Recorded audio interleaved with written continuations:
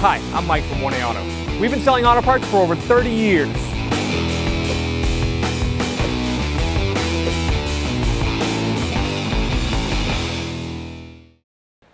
All right, we're going to pop the hood right here. Pull that lever. There's a release right here. If you go to the center and to the right a little bit, right there. I'm going to grab the prop rod. You can put it right there. Here's your brake fluid right here. You want to make sure it's between the min line and the max line. This one is right at the max line.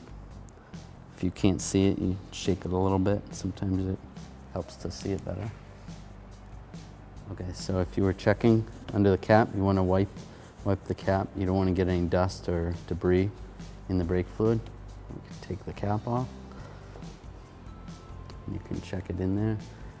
As you can see, the fluid's not too bad, a little bit dark, but this takes .3 brake fluid.